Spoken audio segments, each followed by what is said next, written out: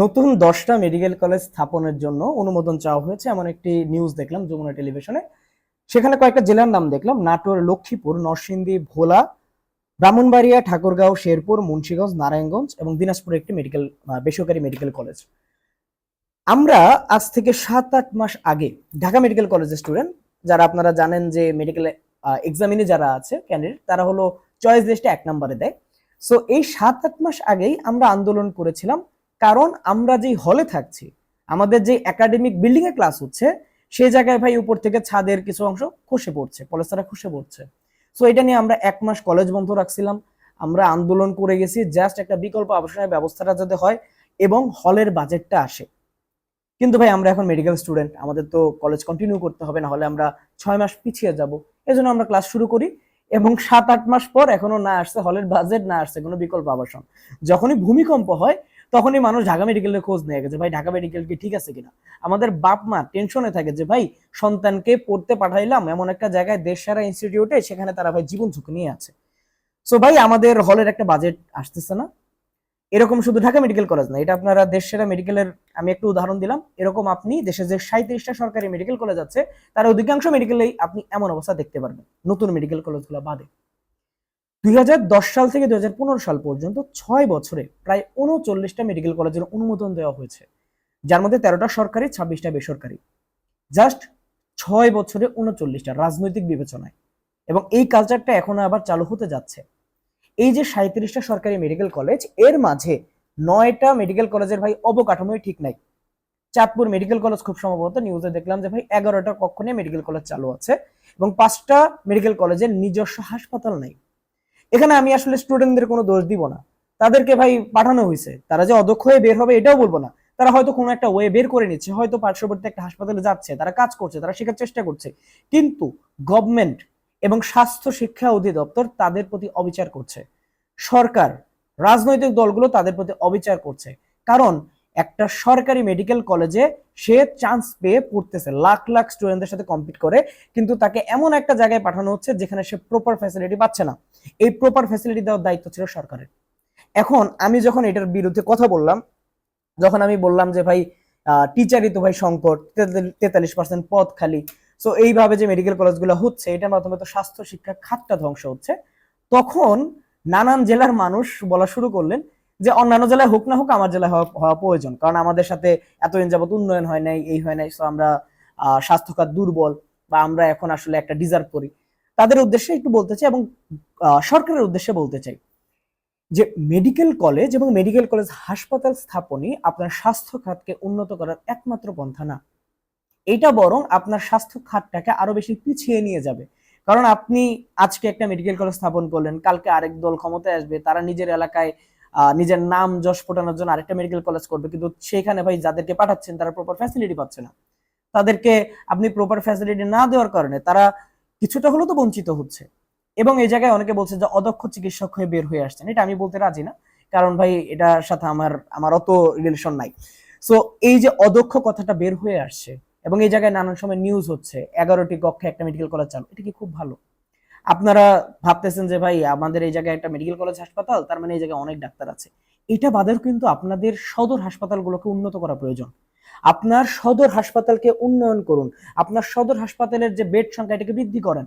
আপনারা দাবি জানান যে চিকিৎসকের বেতন বৃদ্ধি হোক, চিকিৎসকের সুযোগ সুবিধা বৃদ্ধি হোক, চিকিৎসকদের নিরাপত্তা নিশ্চিত করা হোক। আপনারা জানেন যে ভাই আপনারা যখন পেশেন্ট নিয়ে যান, যখন একটা পেশেন্টের ক্রিটিক্যাল কন্ডিশন থাকে, তারা ওই পেশেন্টকে হাত দিতে ভয় পায় সদর হাসপাতালে যারা থাকে ডিউটিতে। কারণ আপনারা নিজেরাই যখন আপনারা একটা পেশেন্টকে ক্রিটিক্যাল অবস্থায় নিয়ে আসছেন, ভাই এখনই মারা যাবে, সে যদি ডাক্তারদের হাতে মারা যায়, সেই ডাক্তারকে আপনি অ্যাসল্ট করেন।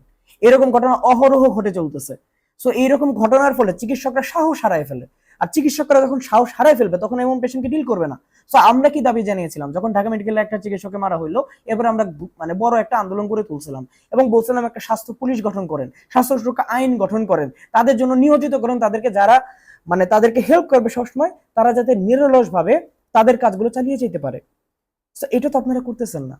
আপনার আইসিইউ ব্যবস্থা নাই, আপনার সরকারি হাসপাতাল ঢাকা মেডিকেল কলেজে সবাই রেফার করতেছে, ঢাকা মেডিকেল কলেজে সর্বোচ্চ সংখ্যক যে আইসিইউ আপনারা দেখান, এটা তো ভাই এনাফ না। হাজার হাজার রোগী মারা যাচ্ছে ভাই আইসিইউ না পাওয়ার কারণে সারা দেশে। আপনার আইসিইউ সংখ্যা বৃদ্ধি করেন। বিভিন্ন দল তাদের ইস্তেহারে নানান কিছু বলছেন যখন বিএনপি থেকে বলা হয়েছে যে ভাই পিপিপি ইন্ট্রোডিউস করা হবে, মানে পাবলিক প্রাইভেট পার্টনারশিপ, তখন আমরা প্রশংসা করেছি, কারণ আমি নিজে পলিসি কম্পিটিশন এটাকে ইনক্লুড করছিলাম আমাদের টিম। সো এটাকে ইনক্লুড করেছিলাম এটার কারণে যে আমরা বেসরকারি যে আইসিইউ গুলো আছে বা বেসরকারি যে ফ্যাসিলিটিস গুলো আছে, ডায়ালিসিস সেন্টার থেকে শুরু করে অন্যান্য জিনিস, সেগুলোকে ব্যবহার করব।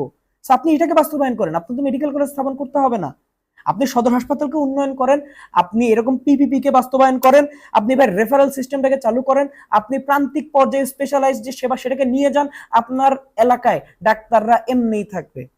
আপনি যে চিকিৎসকদের সুযোগ সুবিধা দেন, ডাক্তাররা এমনিই থাকবে। একটা এমবিবিএস ডাক্তার সে একটা দুটা ডিগ্রি নিয়ে আপনার এলাকায় থাকবে, আপনাকে সেবা দিবে, তারপরে আপনার মেডিকেল কলেজ হাসপাতাল দরকার নাই। আপনি ভাবতেছেন এটা ফলে কর্মসংস্থান সৃষ্টি হবে, কর্মসংস্থান সৃষ্টির আরো অনেক স্কোপ আছে। এই মেডিকেল কলেজ স্থাপনের মাধ্যমে এটা কর্মসংস্থানের জন্য একমাত্র পন্থা না। তো সরকারের নীতিগত স্থানে যারা আছেন তাদের কাছে ভাই অনুরোধ করব, দয়া করে যে কোনো সময়ে আপনি একটা সুযোগ পাইলেন আর আপনার এলাকায় একটা মেডিকেল কলেজ করতে হবে, এমন কথা থেকে সরে আসেন। আপনার এলাকায় যে বিদ্যমান হাসপাতালগুলো আছে সেগুলোকে উন্নত করেন। বর্তমান যে মেডিকেল কলেজগুলো আছে সেগুলোর ব্যাপারে একটু খোঁজ নেন। শ্রদ্ধেয় স্বাস্থ্যমন্ত্রী এবং স্বাস্থ্য প্রতিমন্ত্রী, আপনারা একটু বিদ্যমান মেডিকেল কলেজগুলোতে যান, তাদের অবস্থা দেখেন, তাদের প্রবলেমগুলো শোনেন, সেগুলো সলভ করার চেষ্টা করেন। যে কারিকুলামটা এখন বর্তমানে আছে এই কারিকুলামটাকে পরিবর্তন করেন। এই কারিকুলামটাকে যেভাবে সাজানো হয়েছে সেখান থেকে আপনারা একটু ইন্টিগ্রেটেড ওয়েতে নিয়ে যান। শুধুমাত্র যে ইন্টিগ্রেটেড ক্লাস উপলক্ষে ইন্টিগ্রেটেড এগুলো থেকে বের হয়ে আসেন। ঢাকা মেডিকেল কলেজে recently small group teaching introduce করা হয়েছে, ভেরি গুড। এটাকে আপনি সব মেডিকেলে ট্রান্সফার করেন। আপনি প্রত্যেকটা মেডিকেলে আপনার বর্তমান যে কারিকুলাম এটা থেকে বের হয়ে একটা স্মার্ট কারিকুলামে নিয়ে যান। এগুলো আমাদের জন্য এখন প্রয়োজন, যেটা প্রয়োজন সেটা করেন। অন্য একটা জেলায় এখন নতুন করে মেডিকেল কলেজ স্থাপনের চেয়ে বিদ্যমান মেডিকেল কলেজগুলো যে সমস্যা আছে সেইটা সমাধান করাটা আপনাদের জন্য বেশি জরুরি। গত বছর কিন্তু মেডিকেল কলেজের সিট কমানো হয়েছে, কারণ সেই ফ্যাসিলিটিস নাই। ঢাকা মেডিকেল কলেজে আপনার লেকচার গ্যালারিতে 230 জনকে আপনি জায়গা দিতে পারেন না। গত বছর 250টা সিট করা হয়েছিল, গত বছর না তার আগের বছর। গত বছর সেটাকে আবার কমিয়ে 225 করা হয়েছে। এজন্য অন্তর্বর্তীকালীন সরকারকে আমি ধন্যবাদ জানাই যে তারা অ্যাটলিস্ট বুঝতে পেরেছে যে ভাই আমরা আসলে অ্যাকোমোডেট করতে পারতেছি না। এই ঢাকা মেডিকেল কলেজে যখন K83 আসবে তাদেরকে গণরুমে রাখা হবে। একটা সর্বোচ্চ বিদ্যাপীঠে সে এসে গণরুমে থাকতেছে, এই বিল্ডিং এর মেইন বিল্ডিং এর 4 তলা পরিত্যক্ত। আপনাদের তো এইসব ব্যাপারে কোনো মাথা ব্যথা দেখে না, মেগা প্রজেক্ট বলতেছেন, বাট আপনারা কোনো কিছু করতেছেন না। এটা জাস্ট আমি আমার মেডিকেল কলেজের অবস্থা জানি তাই আমি বলতেছি। আমি যখন সলিমুল্লাহ মেডিকেল কলেজে গিয়েছিলাম তাদের হলের যে অবস্থা দেখেছিলাম, বা তাদের যে হলের কয়েকদিন আগে ভূমিকম্পের ফলে যে ভেঙে পড়ার যে অবস্থা দেখেছি, বিভৎস।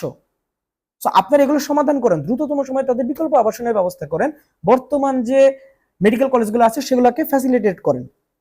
এইটা আমাদের জন্য বেশি জরুরি। সো আপনার আশেপাশের যে সদর হাসপাতালগুলো আছে সেগুলো মান উন্নয়ন করেন, রেফারেল সিস্টেম, পিপিপি, এসবকে স্পেশালাইজ যে হাসপাতালগুলো আছে বা স্পেশালাইজ যে সেবা সেগুলোকে প্রান্তিক পর্যায়ে নিয়ে যান, ডাক্তারদের সুযোগ সুবিধা বৃদ্ধি করেন, ডাক্তারদের নিরাপত্তা নিশ্চিত করেন, সেবা অটোমেটিক্যালি প্রান্তিক পর্যায়ে চলে যাবে। এর পাশাপাশি ডিএমএফ বা আপনাদের যে ফার্মাসিস্টরা যে কোনো সময় অ্যান্টিবায়োটিক প্রেসক্রাইব করতেছে এইটার বিরুদ্ধে কঠোর পদক্ষেপ গ্রহণ করেন। কারণ এই যেন সেন হঠাৎ করে ভাই ফার্স্ট জেনারেশন সেকেন্ড জেনারেশন বাদ দিয়ে ভাই থার্ড জেনারেশন দিয়ে দিচ্ছে। সো এরকম প্রেসক্রিপশন করার কারণে, এরকম প্রেসক্রাইব করার কারণে কিন্তু ভবিষ্যতের যে আমাদের সদর হাসপাতালে যখন আসে, যখন ডাক্তাররা এসে চিকিৎসা করতে নেয়, তখন দেখা যাবে রোগীর অলরেডি অনেক ক্ষতি হয়ে গেছে। সো আপনারা এই ভুয়া ডাক্তার বা এরকম ফার্মাসিতে যে কোনো ওষুধ দিয়ে দিতে পারবে প্রেসক্রিপশন ছাড়া, এটার ব্যাপারে একটু কত পদক্ষেপ নেন। দেশের স্বাস্থ্য ব্যবস্থা ভালো হোক, এটা আমরাও চাই, আপনারাও চান। আপনারাও চান যে এই দেশের রোগী যাতে অন্যান্য দেশে না যেতে হয়, উন্নত চিকিৎসা যাতে এই দেশে বসেই সম্ভব হয়। এবং এটা তখনই সম্ভব যখন দেশের এমপি, মন্ত্রী থেকে শুরু করে বিভিন্ন রাজনৈতিক দলের প্রধানরা ঢাকা মেডিকেল কলেজ, সরকারি মেডিকেল কলেজগুলোতে চিকিৎসা নেবে। তারা যতদিন না পর্যন্ত, দেশের প্রধানমন্ত্রী, দেশের রাষ্ট্রপতি থেকে শুরু করে গুরুত্বপূর্ণ ব্যক্তিরা যতদিন না পর্যন্ত সরকারি হাসপাতালে সুচিকিৎসা পাচ্ছে বলে তারা নিজেরা মনে করবে, ততদিন পর্যন্ত এই দেশের স্বাস্থ্য ব্যবস্থাটা ঠিক হবে না। সো এইরকম ব্যবস্থা দাঁড় করান যাতে আপনার দেশের প্রধানমন্ত্রী, আপনার দেশের রাষ্ট্রপতি এই মেডিকেল কলেজে চিকিৎসা নেয়, নতুন মেডিকেল কলেজ স্থাপনের মাধ্যমে না, এই বিদ্যমান মেডিকেল কলেজগুলোকে উন্নত করার মাধ্যমে সেটা সম্ভব। তো আশা করি বর্তমান সরকার এই নতুন মেডিকেল কলেজ স্থাপন থেকে সরে আসবে এবং এটা দেশের জন্য প্রয়োজন, জাতির জন্য প্রয়োজন, স্বাস্থ্য খাতটাকে টিকে রাখার জন্য প্রয়োজন। আসসালামু আলাইকুম, আল্লাহ হাফেজ।